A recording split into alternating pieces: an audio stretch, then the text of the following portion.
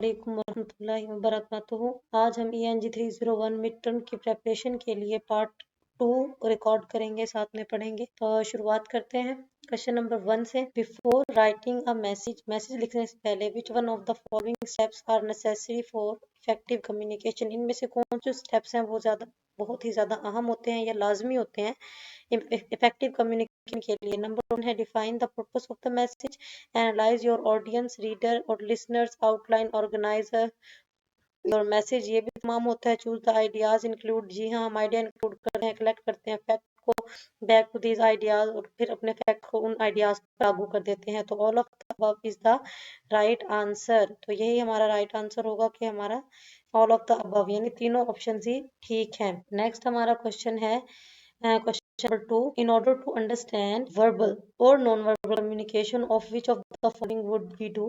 अगर हमें वर्बल और नॉन वर्बल दोनों ही तरह की जो कम्युनिकेशन है उसको समझना हो तो हमें क्या करना होगा? हमें एक्सेप्ट करना होगा दूसरों के कल्चरल डिफरेंसेस को, हमें स्टडी भी करना होगा अपने कल्चर को भी, और लर्न करना होगा दूसरे कल्चर को। तो all of the above is the right answer.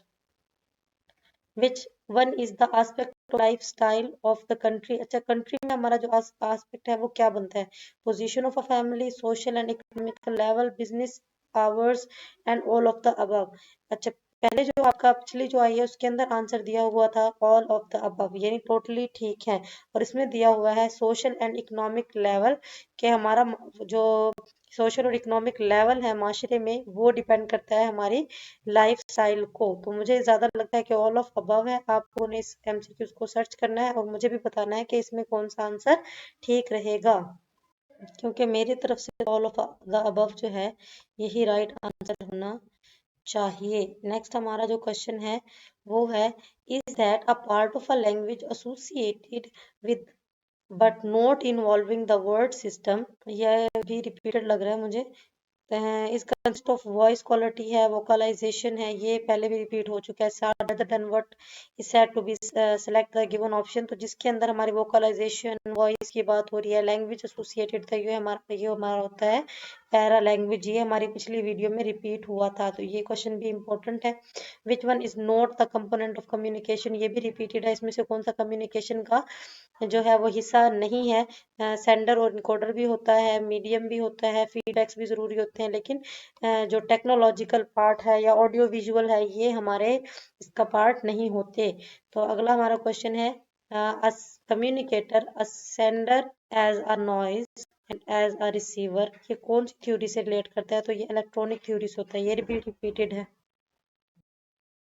Formal style is characterized by more dash sentences. जो हमारा फॉर्मल स्टाइल होता है उसमें कितने कैसे सेंटेंसेस होते हैं? कॉम्प्लेक्स सेंटेंसेस होते हैं।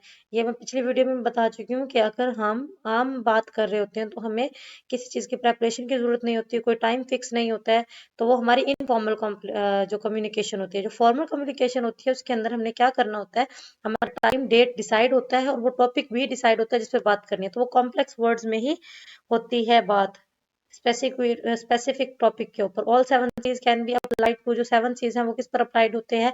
इफेक्टिव कम्युनिकेशन पर। ये आपका पेज नंबर 21 है। नेक्स्ट हमारा क्वेश्चन है, कहाँ गया question number 9। In which communication expression are not encoded. जो हमारे एक्सप्रेशन है वो इनकोडेड नहीं होते, मतलब हमारे जो फीचर्स हैं, एक्सप्रेशन कहते हैं हमारे तासुरात जो हमारे चेहरे से पता चल रहे होते हैं, तो वो कौन से होंगे? वर्बल वो होती है जिसके अंदर हम एक दूसरे से बात कर रहे होते हैं, तो जिसमें हम एक दूसरे से बात करें तो वो हमें देख पाएंगे। रिटर्न हो गई, वर्बल एंड रिटर्न हो गई, तो ये दोनों तो हो नहीं सकते, तो इसका आंसर होगा नॉन वर्बल, जिसके अंदर हम नॉन वर्बल कम्युनिकेशन करते हैं, उसके अंदर हमारा जो है एक्सप्रेशन इनकोड नहीं होते। Effective way of maintaining communication with the employ, ये फिर रिपीटेड हो रहा है कि जब हम एम्प्लॉय से बात करनी हो तो हमें कौन सा इफेक्टिव वे करना चाहिए? तो हमारा बिहेवियर जो है वो अच्छा होना चाहिए। That's the type of flow take place between the organization. कौन सा कैश जो हमारा है टाइप ऑफ फ्लो होगा कम्युनिकेशन का जब वो कम्युनिकेशन हो रहा होगा पीर इन ऑर्गेनाइजेशन के बिटवीन, तो ये हमारा होता है हॉरिजेंटल, या पेज नंबर 6 में भी चेक कर सकते हैं अपने हैंड आउट्स में। नेक्स्ट क्वेश्चन है in refusal letter at which place do we explanation, हमें पता है कि जो हम सबसे पहली हमारी लाइन होती है उसमें हम क्या डालते हैं, हमारा नेम होता है, डेट होता है और ऑर्गेनाइजेशन का नेम होता है। देन हमारा जो सेंटर है यानी जो बॉडी होती है वो शुरू होती है जिसके अंदर हम एक्सप्लेनेशन वगैरह देते हैं, तो ये हमारी एक्सप्लेनेशन के लिए शो होता है। जो बॉडी है उसके अंदर हम एक्सप्लेनेशन लिखते हैं, तो हमारा राइट आंसर होगा मिडल यानी दरमियान में। और एंड में जो है हम कंक्लूजन वगैरह डालने के बाद सिंसियरली एक्सरसाइज वगैरह डालते हैं, तो ये हमारा पैटर्न होता है लेटर का। अगला हमारा क्वेश्चन है dash allow several people to use software, ऐसा कौन सा जो हम कहेंगे प्रोजेक्ट या किसी भी चीज को इस्तेमाल करने के लिए एक जरिया है जो हमें एट टाइम मैनी पीपल्स को जो है इजाजत दे देता है कि वो सॉफ्टवेयर को इस्तेमाल कर सके, तो ये हमारा ग्रुप शेयर होता है और ये हमारा पेज नंबर 61 पर मौजूद है, ये आप निकाल के इसको याद भी कर लीजिएगा। A person should follow which one of the following characteristics, इंसान को कौन सी एक पर्सन को कौन कौन सी कैरेक्टरिस्टिक्स को फॉलो करना चाहिए जब वो एक ईमेल लिख रहा हो। तो यहाँ से है concise, clear and polite, verbose, rude, harsh, ये तो हो ही नहीं सकता। इम्पोलाइट का मतलब भी रूड और हार्श ही होता है, तो ये भी नहीं हो सकता। और मॉडरेट यानी दरमियाना नहीं। कंसाइज, क्लियर और रवैया जो है वो आपका पोलाइट होना चाहिए। पेज नंबर 59 पर इसका रेफरेंस है आपके पास।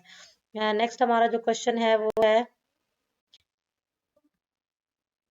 एएमएस जो है वो किसकी एब्रीवेशन है, तो एब्रीवेशन है एएमएस एडमिनिस्ट्रेटिव मैनेजमेंट सोसाइटी।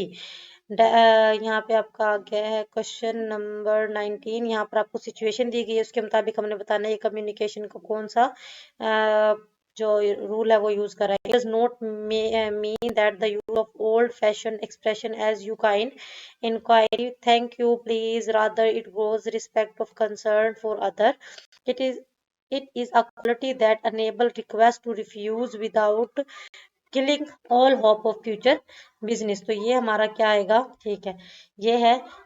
इसका आगे इन्होंने कुछ दिया ही नहीं हुआ तो ये मिस हो गया। अच्छा जी, even the situation and the complimentary close we have no punctuation in. देखिए आप लोगों ने ना ये सारे याद करने, ये आपके पेज नंबर 52 पे आपको मिल जाएंगे।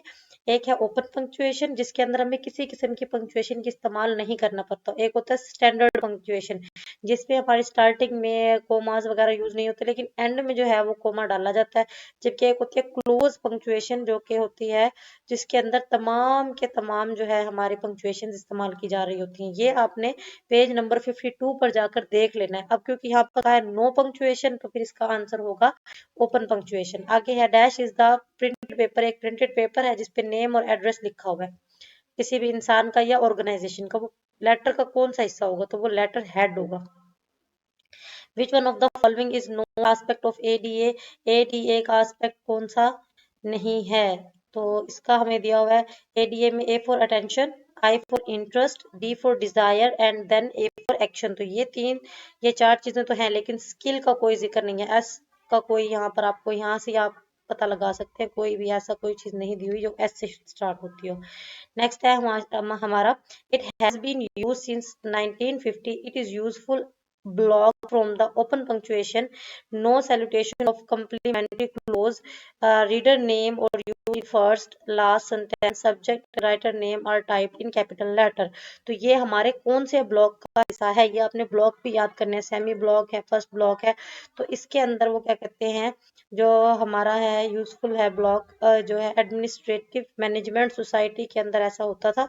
ये बहुत पहले इस्तेमाल होता था, 1950s की बात बता रहे हैं ये आपको। और उसके अंदर हमारा जो रीडर का नाम है वो कैपिटल में लिखा जाता था, राइटर का नेम लिखा जाता था। तो ये तमाम के तमाम हमारे जो है वो एएमएस यानी एडमिनिस्ट्रेटिव मैनेजमेंट सोसाइटी से लिया गया है। अच्छा जी, आगे वो हमसे क्या पूछ रहे हैं जाएगा, विच one of the following is not a purpose of communication, इनमें से कौन सा पर्पस नहीं है कम्युनिकेशन का, तो ये है टू मेक द पीपल फूल, लोगों को बेवकूफ बनाओ और अपना प्रोडक्ट सेल करो। पेज नंबर 1 पे ही आपका ये दिया हुआ है।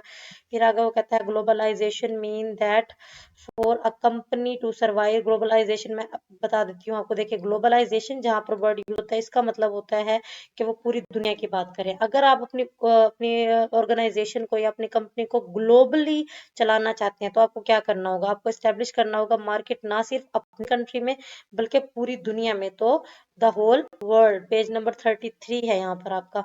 नेक्स्ट है the last paragraph should be dash and effective business message, तो ये कंसाइज और करेक्ट होना चाहिए। ये आपने करेक्टरिस्टिक्स ऑफ इफेक्टिव कम्युनिकेशन या मैसेज को लिखने की चेक जरूर याद कर लेनी है। टू कम्युनिकेट इजीली और इफेक्टिवली, अगर आप चाहते हैं कि जो आपकी कम्युनिकेशन है वो आसान भी हो और असरअंदाज भी हो विद योर रीडर, अपने रीडर के, आपके रीडर पर, how many numbers of principle of communication are applied, तो कितने कम्युनिकेशन होते हैं, तो ये 7 सीज होते हैं। 7 सीज है आपके कम्युनिकेशन जो इस्तेमाल होते हैं। नेक्स्ट चलते हैं हम in dash. In dash characteristics such as body shape, अच्छा जहां पर भी इन चीजों की बात हो रही है ना, जैसे बॉडी, ये आपकी फिजिकल चीजों से, आपकी शेप क्या है, आपकी बॉडी ऑर्डर्स क्या है, आपका स्किन कलर क्या है, तो ये तमाम आपकी फिजिकल जो प्रॉपर्टीज हैं उसमें से है। तो ये देखिए आपका आंसर भी यहाँ पर फिजिकल दिया हुआ है और ये पेज नंबर 16 पे आपको मिल जाएगा। Selecting some details and omitting other is the process is called, जब हम कुछ डिटेल को सिलेक्ट करते हैं और वो दूसरों को ओमिट कर देते हैं, ये हमारा एब्स्ट्रैक्टिंग कहलाता है। ये हमारा प्रोसेस जो है वो एब्स्ट्रैक्टिंग है। अच्छा जी, ये फिर से वही वाला आ गया 7 सीज। अच्छा नेक्स्ट है a letter that complete a valid contract, एक वैलिड जो कॉन्ट्रैक्ट बनता है, कोई जो लेटर हम लिख रहे होते हैं बिटवीन बायर एंड सेलर, ये कहलाता है एन एक्नॉलेजमेंट लेटर। ये लेटर की टाइप्स आपको 84 में मिल जाएंगे, आपने इनके करेक्टरिस्टिक्स को भी याद करना है। नेक्स्ट है हमारा अ गुड न्यूज प्लान, और एक गुड न्यूज प्लान हो डायरेक्ट सिचुएशन में, यानी ये दोबारा मैं यही बात बताऊंगी कि जो गुड न्यूज होती है उसको हमें घुमा फिरा के बताने की जरूरत नहीं होती कि देखो ऐसा तो होना ही था, यूं तो होना ही था, सबके साथ ही होता है, ये दिन तो आना ही था। ये तमाम जो बफर्स होते हैं ये हम यूज नहीं करते हैं गुड न्यूज में, ये हम डायरेक्ट दे देते हैं।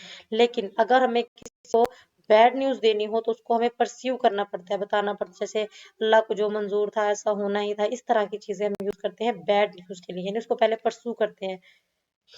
नेक्स्ट है that is the often effective for getting a motivational message out a large amount of people, number of people, यानी बहुत ज्यादा लोगों तक पहुंचाना, तो सबसे बेहतरीन जरिया जो होता है वो होता है वीडियो टेप का।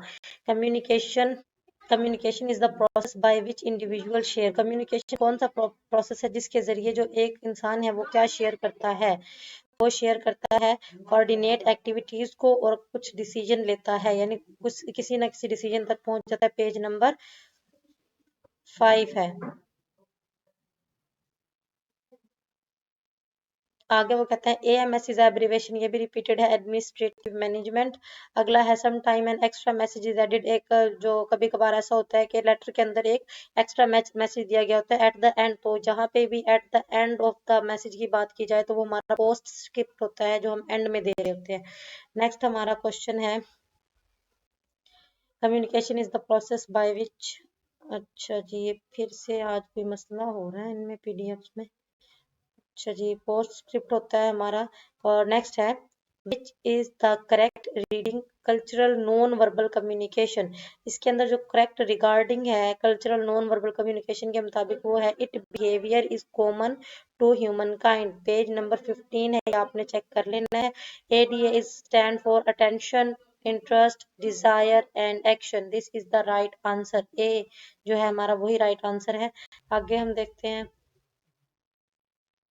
अगला है this format is considered to be the most modern, ये बहुत ज्यादा मॉडर्न है। Essential part from this is the standard from the left hand, margin पे लिखे जाते हैं, ओपन पंक्चुएशन होती है इसके अंदर, मैच किया जाता है अब अच्छा the form of save time, ये टाइम को सेव करता है। तो ये फुल ब्लॉक है हमारा, ये आपने ब्लॉक्स लाजमी जाके देखने, पेज नंबर 51 पे आपको फुल ब्लॉक सेमी ब्लॉक मिलेगा, फर्स्ट ब्लॉक मिलेगा, तो ये आपने सारे देख लेने। अगला है before writing a message, message लिखने से पहले which of the following steps are necessary, कौन से स्टेप्स जो है वो जरूरी होते हैं इफेक्टिव कम्युनिकेशन के लिए, तो define the purpose of the message, ये भी जरूरी होता है। एनालाइज योर ऑडियंस, ऑडियंस को एनालाइज करना जरूरी होता है। आइडिया को चूज करना भी जरूरी होता है। तो all of the above is the right answer, और ये पेज नंबर 42 पर आपको मिलेगा। ये एज अ क्वेश्चन भी आ सकता है हमारे पास ना, के नेसेसरी स्टेप लिखें कम्युनिकेशन को इफेक्टिव बनाने के लिए, तो आपको ये वाले स्टेप आप 3-4 इसको अगर यहाँ यहीं से याद कर लें तो आपको शॉर्ट क्वेश्चन यहीं से भी तैयार हो जाएगा। वैसे तो आपका लॉन्ग क्वेश्चन भी मैक्सिमम 5 लाइंस ही पूछेगा इसकी, तो 3 लाइन तो आप यहीं से भी याद कर सकते हैं। Writing become more important and permanent record of communication in which area, तो ये आपका होगा medieval and the renaissance, page number 2 पर आपको इसका जवाब मिलेगा। नेक्स्ट देख लेते हैं, हमारा नेक्स्ट क्वेश्चन है question number 37। It refer to the behavioural characteristics. ये बिहेवियरल कैरेक्टरिस्टिक्स को कहता है। टाइपिकल ग्रुप कौन से ग्रुप से ताल्लुक रखते हैं? Including art, belief, institution, population. देखिए यहाँ पर हर माशरे की बात हो रही है, माशरे में हर तरह के एस्पेक्ट्स होते हैं, तो इसका जवाब भी कल्चर ही होगा। अगला हमारा है नेक्स्ट हमारा क्वेश्चन है दे maintain friendly pleasant relationship with you. अगर आपके साथ उनके तमाम रिलेशनशिप सही है, लेकिन आप उनके साथ अग्री करते हैं या नहीं है, फिर भी वो आपके साथ आपकी गुड कम्युनिकेशन है, तो यानी अगर आपके कोई फ्रेंड्स हैं उनका आपके साथ कुछ ऐसे हैं जो फैक्ट्स नहीं मिलते, यानी उनकी सोच कुछ फैक्ट पर अलग तरीके से काम करती है, तो इसका मतलब ये नहीं होता कि वो आपको छोड़ देते हैं, वो फिर भी आपके साथ होते हैं। तो ये हमारी होती है कॉन्गनेलिटी। ये आपको नजर आ रहा होगा कॉन्गनेलिटी। नेक्स्ट क्वेश्चन है intensity above. Intensity loud, soft, pitch high और low represent which one of the following. तो इसमें से किस चीज को रिप्रेजेंट करेगा? जब हम पिच की बात कर रहे हो वो हाई है, लो है, या इंटेंसिटी की बात कर रहे हो तो वो हमारे वोकल क्वालिफायर्स होते हैं। नेक्स्ट है हमारा communicator audience as a sender and noise as a receiver. तो इसके मॉडल के मुताबिक हमारा कौन सी थ्योरी कम्युनिकेशन किस पर जाती है? तो वो होती है हमारी इलेक्ट्रॉनिक थ्योरी। पेज नंबर 8 पे आपको जर्नल और सोशल इन्वायरमेंटल थ्योरी भी मिलेगी, इसको आपने तैयार करना। The study of word choice. जब वर्ड की चॉइस हम कर रहे होते हैं उसकी स्टडी को क्या कहते हैं? उसकी स्टडी कहते हैं सिमेंटिक्स। ये पेज नंबर 1 पे है। विच one of the following subject is not a part of communication. इनमें से कौन सा जो है वो कम्युनिकेशन का पार्ट नहीं है? तो ये है हमारा जियोलॉजी। जो हमारे ये जो आपको लिंग्विस्टिक्स है, द स्टडी ऑफ लैंग्वेज, ये भी एमसीक्यू के तौर पे इंपॉर्टेंट होता है। ये तमाम जो आप लोगों को नजर आ रहे हैं ना ब्रैकेट इनक्लोज्ड, ये तमाम के तमाम आपने वर्ड्स और इनके साथ में इनकी मीनिंग भी याद कर लेना है। Selecting some detail from omitting other. एक कुछ डिटेल को सिलेक्ट करना और दूसरे तक पहुंचाना क्या कहलाता है? ये दोबारा रिपीट हो रहा है, ये एब्स्ट्रैक्टिंग कहलाता है। नेक्स्ट चलते हैं हम। What is the main idea of your wish to communicate. अगर आप किससे कम्युनिकेट कर रहे हो तो आपका मेन आइडिया कहाँ क्या होगा? तो आप किस में होगा? वो होगा हमारे मैसेज में। पेज नंबर 10 है ये। वाइल सेंडिंग द मैसेज, जब मैसेज सेंड कर रहे हो यू आर, फिर आप कौन होंगे? आप इनकोडर होंगे। मैसेज सेंड करने वाला या लिखने वाला इनकोडर होता है। मैसेज रिसीव करने वाला या पढ़ने वाला डिकोडर होता है। ये दोनों ही एमसीक्यूज पेपर में आते हैं। नेक्स्ट है हमारा रिकमेंडेशन लेटर प्रोवाइड। जो रिकमेंडेशन होते हैं, रिकमेंडेशन की क्या होती है? किसी को सलाह देना, तो इसका मतलब ये सजेशंस है, तो ये इसका आंसर हो जाएगा। नेक्स्ट है when a company think your audience. जब कंपनी डायरेक्ट ऑडियंस के बारे में सोच रही हो, व्हाट यू हैव टू से, आप क्या कहेंगे और क्या चाहते हैं? It is usually opts for. ये किसके लिए हो रहा होता है? ये क्या कौन सी अप्रोच होती है? ये होती है डायरेक्ट अप्रोच। डायरेक्ट ऑडियंस के बारे में पेज नंबर 63 है ये आपका। नेक्स्ट आप देखेंगे डेमोग्राफिक चेंजेस जो होते हैं have something to do with. जो डेमोग्राफिक चेंज होते हैं उसके लिए हमें क्या करना होगा? पॉपुलेशन को कंट्रोल करना होगा। Memo is the short form of memorandum. Memorandum भी आपने पढ़ लेना कैसे लिखा जाता है। मेमोरेंडम कहाँ कहाँ यूज होता है?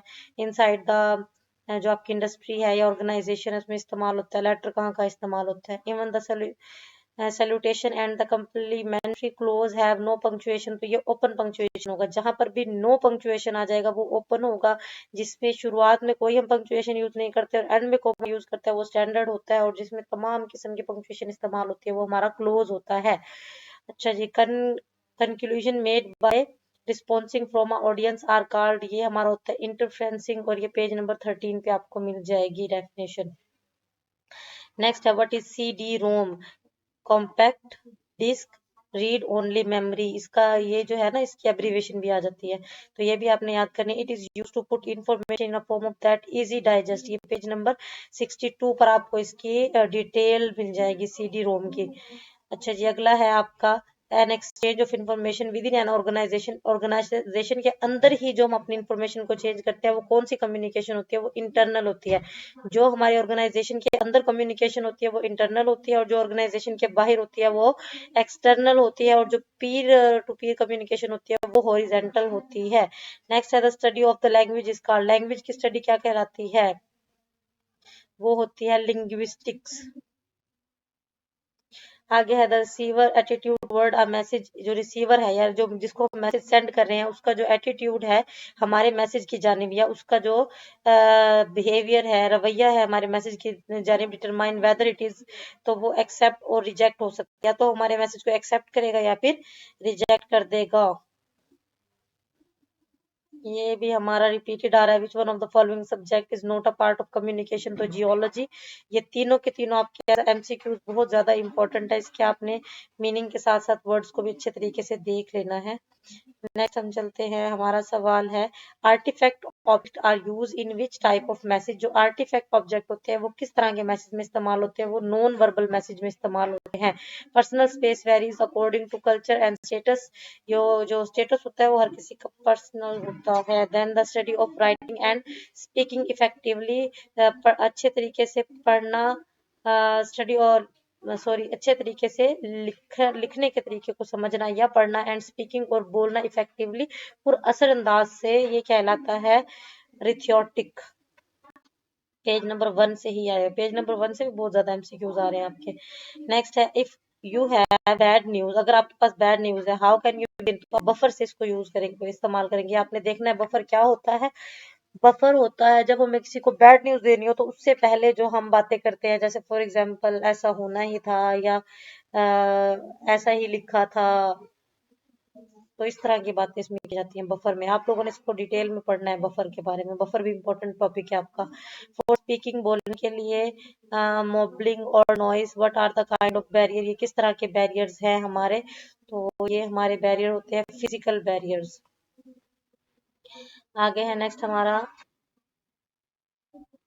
विच of the following parts are related to the business letter. Business letter से कौन कौन से पार्ट्स होते हैं, जी हाँ, हेडिंग भी होती है, उसमें डेट भी होती है, इनसाइड एड्रेस और सैल्यूटेशन सब कुछ इस्तेमाल होता है। तो all of the above communication is dash way of process. Communication के कितने वे होते हैं, एक तो वर्बल और एक नॉन वर्बल होता है, टू वेज होते हैं बस। नेक्स्ट है हमारा dash mean that message specific, definite and vivid, ये हमारा कंक्रीटनेस है। ये कंक्रीटनेस क्या होती है, कंप्लीटनेस क्या होती है, कंसिडरेशन एंड कंसाइजनेस। ये 7 सीज के आपके रूल्स हैं, ये आप लोगों ने अच्छे तरीके से याद करने हैं।